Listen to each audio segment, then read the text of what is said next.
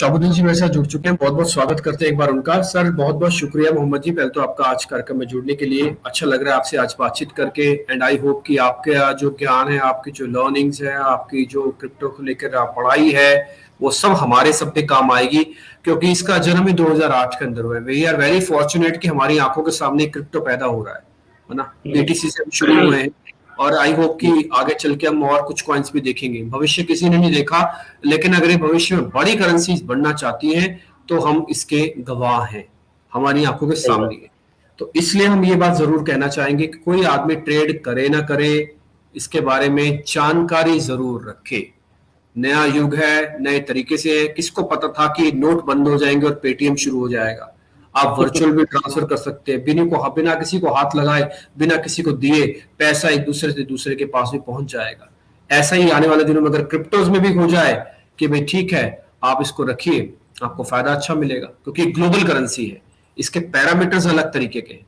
और एक चीज मैं और इक्विटी वालों के लिए बोलूंगा, क्योंकि अक्सर हमारे यहाँ पे लोग इक्विटीज के होते हैं। इक्विटीज वाले सारे नियम यहाँ मत लगाना, क्योंकि ये सब कुछ थोड़ा सा अलग दुनिया है ये। तो एक एक करके हम परत दर परत आज शाहबुद्दीन जी से आइडिया लेंगे और इस पे आगे बढ़ेंगे। सर, पहला तो मेरा एक बहुत ही बेसिक सवाल है। जैसे आप सभा में बैठे, 4-5 लोगों के बीच में बैठते हैं, तो किसी को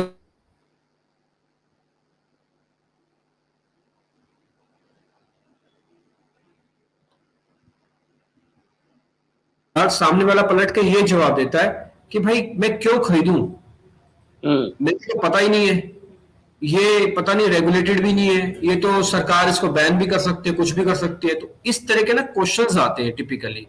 तो इस पर आप क्या जवाब देते हो? मान लो आप एक सभा में बैठे हो और आपसे कोई आदमी ये प्रश्न पूछ ले, तो फिर आप क्या जवाब दोगे? देखिए, अभी भी दुनिया में सिर्फ 2% लोग हैं जो क्रिप्टो के बारे में कुछ पढ़ते हैं या समझते हैं, जो बहुत कम है। आमतौर पे एक एसेट क्लास डिफाइन करने के लिए कम से कम 15 से 20% इन्वेस्टर का पार्टिसिपेशन चाहिए होता है। यस। उसका रीजन बड़ा सिंपल है। पहला रीजन है कि वो वर्चुअल है, तो इसको आप छू नहीं सकते हैं, देख नहीं सकते हैं। और लोगों को जनरली वही चीज में इन्वेस्ट करते हैं। अभी भी हमारी थोड़ी सार्वजनिक तौर से जो लोगों का इन्वेस्टमेंट तरीका है कि भैया हम कंपनी एग्जिस्ट करती है कि नहीं, वो आदमी उसका एमडी है, वो ये है, वो है, स्टॉक ब्रोकर का पेपर भरते हैं। तो ये चीज यहाँ है नहीं, ऐसी कोई चीज है नहीं। तो ये एक बहुत बड़ी आपके ये प्रॉब्लम है जो लोगों को समझ में नहीं आता कि भाई इसमें पैसा कैसे बन सकता है ये बैठे बैठे वर्चुअली। पहली चीज उसका रीजन है। मैं आपको थोड़ा पीछे ले जाऊंगा। 1900 मैंने अपना शुरुआत किया था सॉफ्टवेयर इंजीनियरिंग में 1993 में, 1993 में यूके से। और उस वक्त इंटरनेट का मैंने पहली बार नाम सुना था कि AT&T अपना प्राइवेट इंटरनेट लॉन्च कर रहा है। तो उसके 1992 में actually internet, public internet available हो गया था वेरियस एजुकेशनल इंस्टीट्यूशंस में। 96 में पब्लिक ले आ गया था इंडिया में आपके। मैं उस वक्त 95 में NASSCOM को ज्वाइन किया था। NASSCOM जो चैम्बर ऑफ कॉमर्स थी इंडस्ट्री की। और लोग कहते थे कि अरे ये क्या बकवास चीज है, इससे क्या होगा, नहीं होगा। 99 में पहला एप्लीकेशन जो पब्लिक एप्लीकेशन बिका, वो समीर भाटिया नाम के एक बंदे ने कैलिफोर्निया में hotmail.com माइक्रोसॉफ्ट को $440 मिलियन में बेचा उस वक्त। आप समझ सकते हैं आज के दिन में वो $2-2.5 बिलियन का वैल्यूएशन होगा। और तब उन लोगों को समझ में आया कि इंटरनेट जो है वो पब्लिक के लिए फ्री है, और इसके ऊपर आप जो भी चीज डेवलप करना चाहते हैं, जो भी चीज आप कोई भी एप्लीकेशन अपने ऑफिस के लिए, घर के लिए, कंज्यूमर के लिए या बिजनेस के लिए डेवलप करेंगे, वो इंटरनेट एनेबल्ड होना चाहिए। और आज के दिन में देखिए डिम्पी, आज के दिन में 110% all the applications are on internet. चाहे वो बिजनेस टू बिजनेस हो, चाहे वो कंज्यूमर टू कंज्यूमर हो, चाहे वो ट्रेडिंग हो, चाहे कुछ भी हो। आज जैसे आपके दोस्त लोग ट्रेडिंग प्रेजेंट कर रहे थे, सारा इंटरनेट के थ्रू है। कोई भी आपके हार्ड डिस्क पे लाई नहीं करता है। तो उस वक्त किसी ने नहीं सोचा था कि इंटरनेट इतना पावरफुल हो जाएगा। तो इंटरनेट एक ऐसा इंफ्रास्ट्रक्चर बन गया है कि उसका कोई कॉस्टिंग नहीं है, उसका कोई वैल्यू नहीं है, आप वैल्यूएशन नहीं निकाल नहीं सकते। इसी तरह 2008 में सतोशी नाकामोटो नाम के इंसान ने, जिनका सूडो नेम है, पता नहीं असली आदमी कौन है, उन्होंने 2008 में ये कहा कि हम ई कैश ट्रांजैक्शन कर सकते हैं विदाउट एक थर्ड पार्टी को रहते हुए बीच में। जैसे आज हम अगर आपको पैसा भेजते हैं तो आप ICICI बैंक में, हम HDFC बैंक में, तो हम दोनों बैंक एक रोल प्ले करती है, एक क्रेडिट करती है, एक डेबिट करती है। और फिर आपका, मेरा पैसा आपके बैंक में जाता है या आपका पैसा मेरे बैंक में जाता है। तो एक थर्ड पार्टी जिसको हम फाइनेंशियल इंस्टीट्यूशन के नाम से कहते हैं या वित्तीय संस्था कहते हैं, वो उसको अप्रूव करती है या डिसअप्रूव करती है।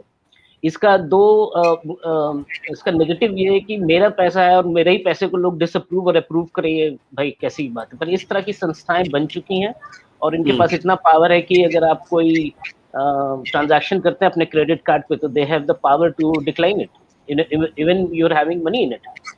तो सतोशी नाकामोतो ने जब ये चीज लाया तो उन्होंने कहा कि भाई हम ये इंटरनेट प्रोटोकॉल पे मनी रखेंगे, मतलब MOIP करेंगे, मनी ओवर इंटरनेट प्रोटोकॉल। हमें किसी भी थर्ड पार्टी की जरूरत नहीं है, बिकॉज इंटरनेट यूज करने के लिए मुझे क्या चाहिए होता है, एक 100 रुपए का टोकन चाहिए होता है, एक कोई भी डिवाइस चाहिए होता है, इलेक्ट्रॉनिक डिवाइस जिसके थ्रू हम कर सकते हैं। उन्होंने कहा कि अगर एक आदमी दूसरे आदमी को पैसा देता है, जिसको हम पीयर टू पीयर कहते हैं, जो हिंदी में क्या कहेंगे पता नहीं, पर मतलब उसके बीच में कोई तीसरा आदमी नहीं होगा, जो तीसरा आदमी होगा वो एक मशीन होगी। तो ये चीज बड़ी अजीब सी चीज थी, लोगों को बहुत वो समझ में नहीं आया, पर जिनको समझ में आया उनको ये समझ में आया कि इसमें आप डबल स्पेंड नहीं कर सकते हैं और इसमें आप चोरी नहीं कर सकते हैं। जैसे डबल स्पेंड का मतलब है कि रुपए को आप डुप्लीकेट रुपीस कहीं भी चला सकते हैं, जैसे मेरे पास आज 1 रुपए है, उसी का डुप्लीकेट नंबर कहीं और भी चल रहा होगा, पर यहाँ आप नहीं कर सकते हैं। ये बहुत बड़ी राहत थी एक जेनेरिक इन्वेस्टर्स के लिए। एक साइंटिस्ट कम्युनिटी में इसने हंगामा किया, और उस वक्त 2008 में सिंस डॉलर का वैल्यू इतना ज्यादा गिरा कि 1 से 56 देश इफेक्टेड हुए थे सब प्राइम क्राइसिस के कारण। आइसलैंड तो बिकी गई थी उस वक्त एज अ कंट्री। तो लोगों ने इसको एडॉप्शन लिया बहुत जल्दी ही, क्योंकि टाइम अच्छा था, डॉलर का वैल्यू गिर रहा था। लोगों ने कहा कि एक अल्टरनेट को यूज करने में कोई हर्ज नहीं, let's try and see what this technology promises you.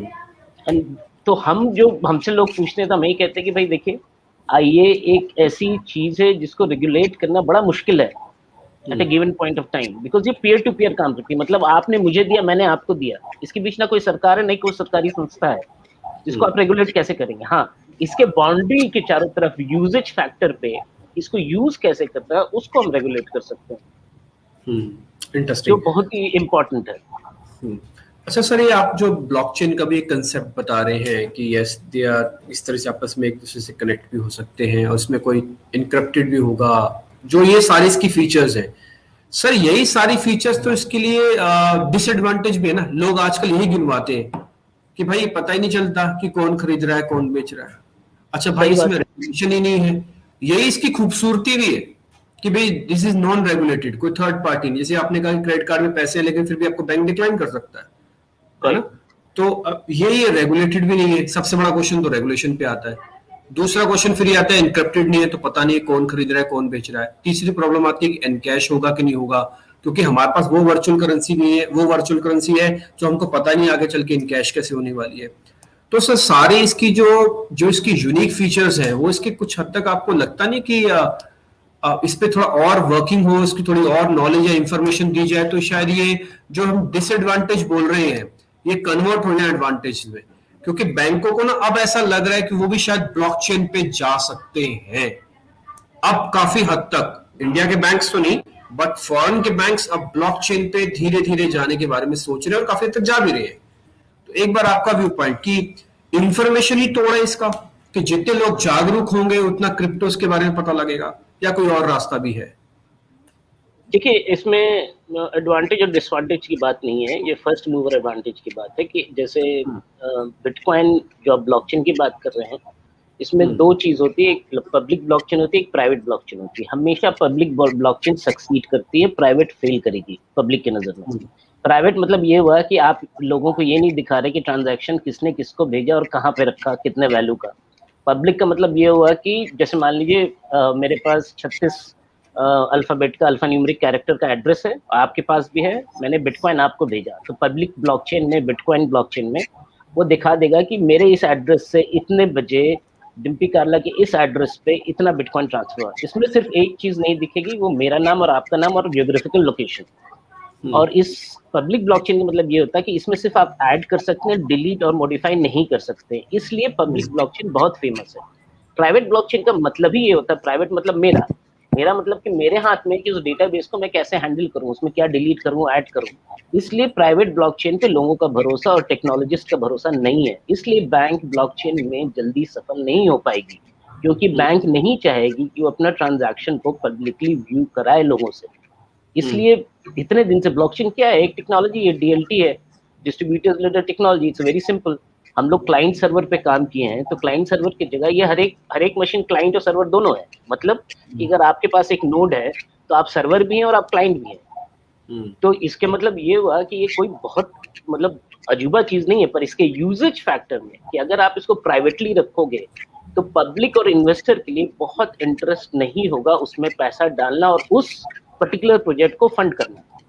आप जितने भी क्रिप्टो करेंसी देखेंगे, from Bitcoin to Ethereum to Ripple, सबके पब्लिक ब्लॉकचेन है। मतलब आप देख सकते हैं कि उनकी मूवमेंट क्या हो रही है इस वक्त, कितना ट्रांसफर हो रहा है, कितना उनका प्रोडक्शन हो रहा है, सारा कुछ। इसका तोड़ ये है डिम्पी, जो जिस बात पे मैं बात करना चाह रहा था, कि अब होता है कि टेक्नोलॉजी का उस टेक्नोलॉजी का कार्ड भी आता है। तो हम लोग ने टेक्नोलॉजी बनाई है जिसमें हम लोग ये पता कर सकते हैं कि इस एड्रेस से अगर ए एड्रेस से बी एड्रेस पे ट्रांसफर हुआ है बिटकॉइन या इथेरियम, हम ए एड्रेस का पूरा डिटेल विद केवाईसी, नाम बंदे का, कहाँ रहता है, कैसे रहता है, किस शहर में, आईपी एड्रेस, और बी बंदे का सारा निकाल के दे सकते हैं, जो हम सरकार को हेल्प करेंगे क्रिप्टो करेंसी क्राइम फाइट करने में। मेरा डिस्कशन पॉइंट यही था डिम्पी कि अभी क्या हुआ है कि जब मैं 2015 में पहली बार 16,000 रुपए का मैंने बिटकॉइन खरीदा, तो मैंने कुछ रिसर्च किया था।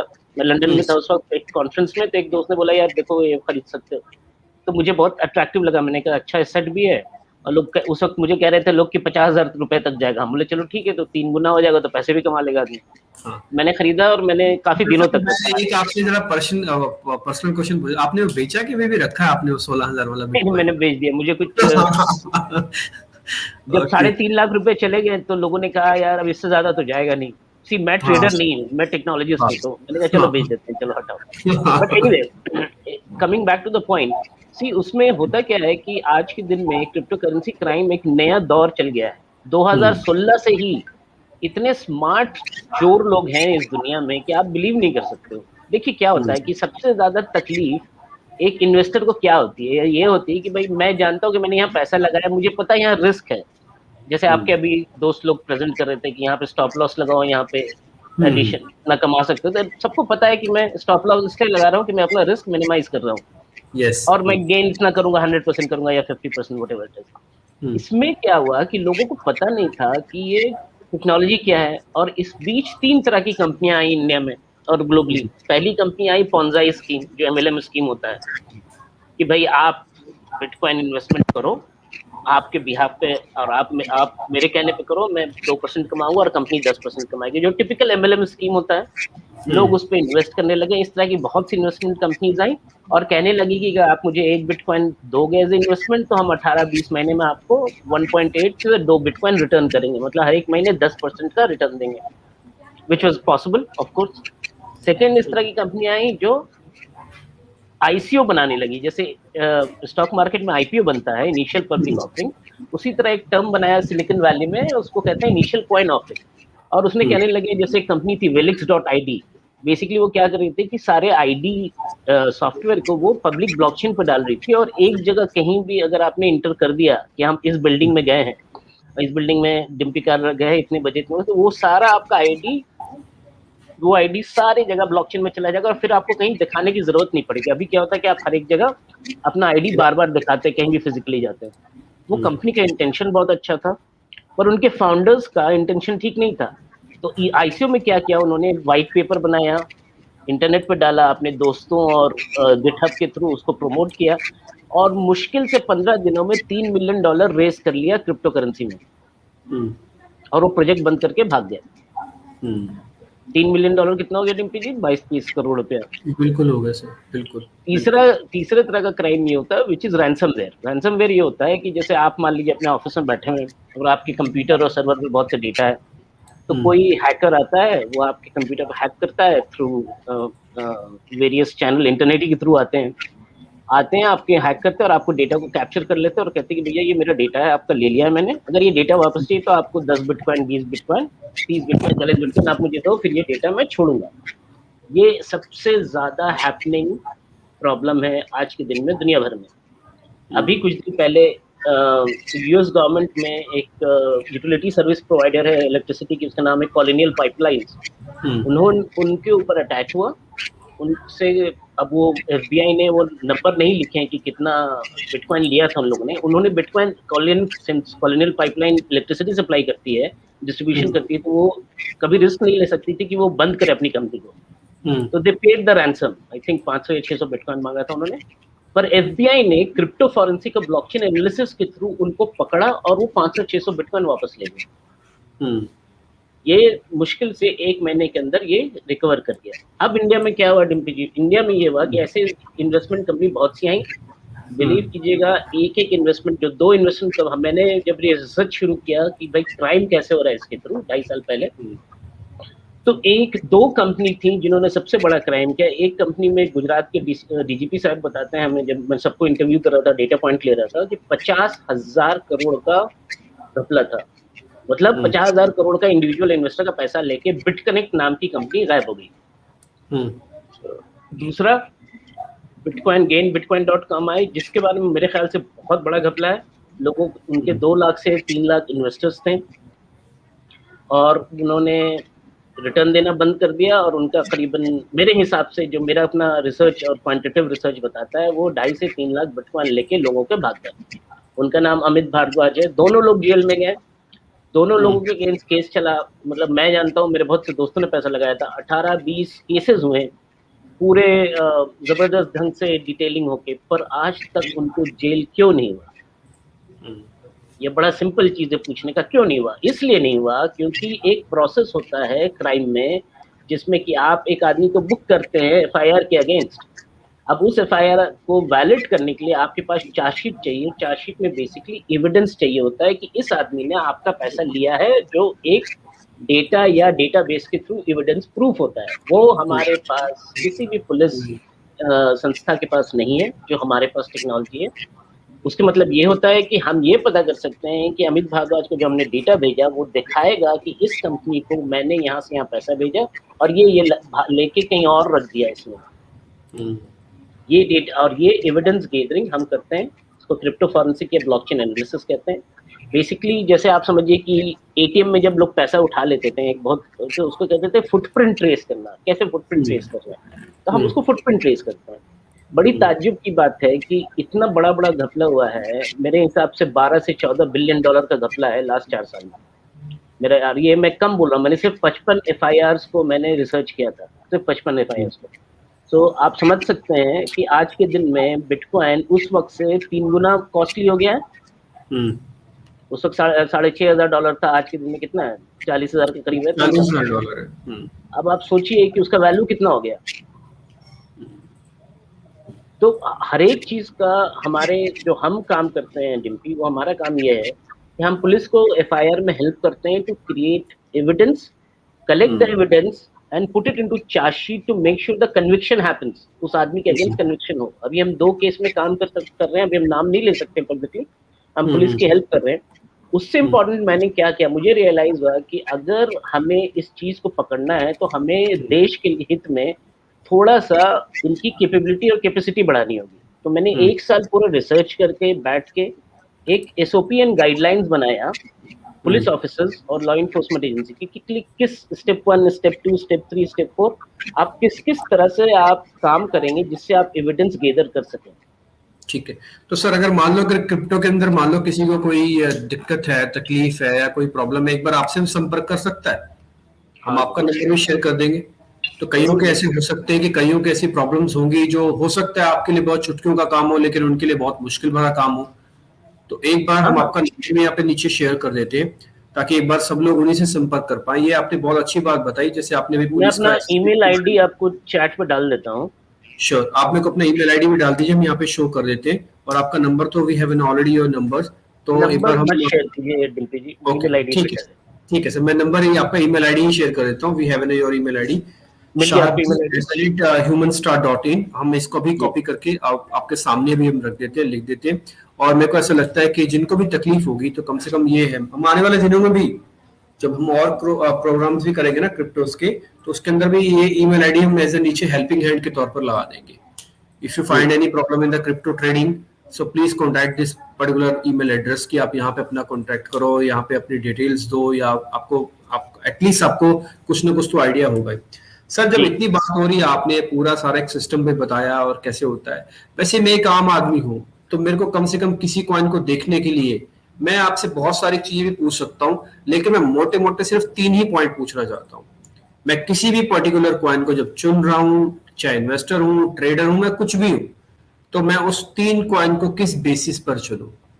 सिक्योरिटी पॉइंट ऑफ व्यू से भी आप बता सकते हैं, आप ग्रोथ के पॉइंट ऑफ व्यू से बता सकते हैं, आप मैनेजमेंट के पॉइंट ऑफ व्यू से बता सकते हैं, आप किसी भी पॉइंट ऑफ व्यू से बता सकते हैं। बट आज मैं आपसे 3 पॉइंट लूंगा और आने वाले दिनों में आपसे मैं ज्यादा पॉइंट्स लूंगा। देखिए, इसमें कॉइन्स का समझने के लिए मतलब बहुत चीजें हैं, बट एक मोटा मोटी चीज ये, जैसे जब हमने शुरू किया था 1400 कॉइन एग्जिस्ट करते थे 2016 में, उसमें से 95% कॉइन खत्म हो गए, वो एग्जिस्ट नहीं करते हैं। तो जो भी एग्जिस्ट करते हैं वो उनका मतलब नेचर ऑफ यूजेज बहुत अच्छा था, इसलिए एग्जिस्ट करते हैं। तो कॉइन का 3 चीज मेरे हिसाब से बहुत इंपॉर्टेंट होता है। एक होता है ओनरशिप स्ट्रक्चर, कि भाई अगर जैसे वितालिक बुरेतिन है जो इथेरियम फाउंडर है, तो उसने जब इथेरियम फाउंड किया था तो उसकी ओनरशिप जो थी इथेरियम की, मतलब कितने कॉइन्स थे उसके पास, 25% से ज्यादा उसके पास कॉइन थे। तो उसने कहा कि अगर मुझे इसको पब्लिक बनाना है तो ये 25% ओनरशिप नहीं चलेगी, मतलब he has to release some of his ownership back to the public and has to make sure that he doesn't look like an owner. तो उसने अपनी ओनरशिप कम करके 4% से भी कम ले आई। क्यों? क्योंकि उसका रीजन ये था कि पब्लिक या जो लोग उसको प्रमोट करेंगे, जो टेक्नोलॉजिस्ट उसको प्रमोट करेंगे, उनको ये दिखना चाहिए कि वितालिक वो चीज का ओनर नहीं है, public at a large owner है। तो वो चीज बहुत जरूरी है। किसी भी एक थंब रूल है कि किसी भी क्रिप्टो करेंसी में अगर 7% से ज्यादा फाउंडर्स का स्टेक है या ओनरशिप है तो वो फिर प्राइवेटली हो जाता है और उसमें पैसे डालना नहीं चाहिए। पर बहुत सी प्राइवेट करेंसी हैं जैसे रिपल है, वो लोग ज्यादा ओनरशिप है, वो भी सक्सेसफुल हो रही है। क्यों? क्योंकि उसका यूजेज फैक्टर क्या है वो देखने को मिलता है। तो रिपल यूज होता है लाइक स्विफ्ट ट्रांसफर, मतलब इंटरनेशनल पैसा ट्रांसफर करने के लिए, from A country to B country transfer करने के लिए उसको जो इंफ्रास्ट्रक्चर है लोग यूज करते हैं, तो उसका यूजेज फैक्टर बहुत अच्छा है। इसलिए रिपल का जो आर्किटेक्चर है वो प्राइवेट है, पर उसका जो यूजेज है वो काफी पब्लिक है, इसलिए वो काफी सक्सेसफुल रहता है। जैसे आप ब्लॉकचेन में कोई भी प्रोजेक्ट उठाएंगे, स्टेलर उठाएंगे, बिटकॉइन उठाएंगे, इथेरियम उठाएंगे, ये सारे लोग सारे पब्लिक पे काम करते हैं। इनकी जो लोगों का, जैसे बिटकॉइन को तो पता ही नहीं ओनर कौन है, पहली चीज नोबडी नोज। तो इससे कॉन्फिडेंस पब्लिक को ये मिलती है कि कल ये आदमी कंपनी बंद करके भागेगा नहीं। बहुत सिंपल वर्ड में, आज के दिन में क्या होता है, इतने स्टॉक्स में बहुत सी कंपनी बंद हो जाती। क्यों हो जाती? क्योंकि वो आदमी को लालच आ जाता है या वो गंदी हरकत से खुलाई था, उसने बंद की कंपनी, पैसे उठाए और भाग गया। सही बात है। ठीक है, तो इसीलिए ओनरशिप स्ट्रक्चर समझना बहुत जरूरी है, वो किसी भी पब्लिक डोमेन पे मिल जाता है। दूसरी चीज कि आपको ये समझना बहुत जरूरी है कि इसका प्रोजेक्ट का यूजेज क्या है। जैसे इथेरियम को मैं कहता हूँ इंटरनेट ऑफ क्रिप्टो करेंसी, मतलब जितनी भी क्रिप्टो करेंसी बन रही है डिम्पी जी, वो 90 से 95% इथेरियम का स्मार्ट कॉन्ट्रैक्ट यूज करती है। तो आने दिनों में हमारे हिसाब से इथेरियम कहीं ज्यादा वैल्यूएबल होगा comparing to any other Bitcoin और रिपल और एनी अदर करेंसी, क्योंकि उसका यूजेज फैक्टर इतना ज्यादा होगा कि आप अभी तो 5% भी नहीं देख रहे हैं कि वो कैसे यूज हो रहा है, उसका यूजेज फैक्टर। इसलिए इथेरियम ने अभी लास्ट ईयर 2.0 अपना रिलीज किया है, जिसमें सिक्योरिटी बहुत अच्छी की है और स्पीड बहुत बढ़ाई है आर्किटेक्चरली। उसमें कुछ कॉस्ट ज्यादा पड़ता है ट्रांसफर होने का, पर ठीक है, मतलब कुछ एडवांटेजेस हैं तो कुछ डिसएडवांटेजेस भी हैं। तो मेरे ख्याल से ये 2 चीज बहुत जरूरी है। तीसरी चीज ये देखना बहुत जरूरी है कि किस किस एक्सचेंज पे ट्रेड हो रहा है। अगर 1-2 एक्सचेंज पे ट्रेड हो रहा है तो जनरली लोगों को पैसा नहीं लगाना चाहिए, पर अगर मिनिमम 5 to 6 एक्सचेंज पे ट्रेड हो रहा है तो उससे क्या होता है, आपकी लिक्विडिटी इंक्रीज कर जाती है और कभी भी किसी वक्त भी आप लिक्विडेट कर सकते हैं अपने एसेट को। तो ये 3 पॉइंट आपने मोटा मोटी बताए हैं। फर्स्ट, किसी भी कॉइन का ओनरशिप चेक करना है कि उसकी ओनरशिप कितनी है। दूसरा पॉइंट आप बता रहे हैं उसका यूसेज क्या है, जैसे आपने इथेरियम का एग्जांपल देके बताया। And the third one is exchange traded, कि कितने एक्सचेंज पे ट्रेड कर रहा है। तो 3 पैरामीटर्स को हम किसी भी कॉइन्स को यहाँ पे चुनने की एक कैपेबिलिटीज को देख सकते हैं। आप धीरे धीरे अर्निंग और लर्निंग वाले कंसेप्ट के अंदर आइए। एकदम से आएंगे तो टिप के धंधे से स्पेकुलेटर हो जाएंगे और खाली अगर पढ़ते रहेंगे तो खाली स्टूडेंट रह जाएंगे। तो इसलिए जो जो चीज हम एक्सपर्ट से पता कर रहे हैं आप सब उसको नोट डाउन कीजिए, हम भी करते हैं अपने साथ ही। तो ownership, usage, exchange, trade, these are the 3 parameters जो किसी भी कॉइन्स पे मस्ट चेकआउट होंगे कि आपको करना ही करना है। ये तो आपको चेक करने ही करने हैं। आगे जाके अगर आप और पढ़ना चाहे तो आजकल तो डिटेल स्टडी बहुत मिल जाती है। 2008 से लेकर 2021 के बीच में भी बहुत दुनिया बदल चुकी है, तो बहुत हद तक डिटेल स्टडी आपको मिल जाती है, व्यूज मिल जाते हैं, पोल मिल जाता है, बहुत सारी चीज आपको मिल जाती है। तो वो भी आप जरूर जरूर ध्यान रखिएगा। ठीक है sir, thank you very much sir, आज आपसे बातचीत करके बहुत मजा आया। और एक और चीज के लिए मैं आपको थैंक यू बोलूंगा कि आपने आज एक ट्रबल शूटर वाला काम भी किया है, जो अपनी ईमेल हमको आज दे दी है, आपने शेयर की है हमारे साथ। और मेरे को ऐसा लगता है कि जिसको कभी भी प्रॉब्लम होगी तो इस ईमेल एड्रेस पे shahab@humanstar.in इस पे आप जाके अपना कंप्लेंट भी दर्ज करा सकते हैं। तो एक हेल्पिंग हैंड है आपके लिए। तो आप सर का मैं आप सभी की तरफ से मैं बहुत बहुत शुक्रिया अदा करना चाहूंगा sir. Thank you very much sir, आज आपने समय निकाला, बातचीत हुई, एंड आई होप जल्दी आपसे वापस हमारी मुलाकात होने वाली है, क्योंकि आज हमको पता ही नहीं चला कि आपसे बात करने में कब आधा घंटा हमारा निकल गया। बहुत बहुत शुक्रिया sir, thank you very much sir. Thanks Dilpreet, thank you very much sir.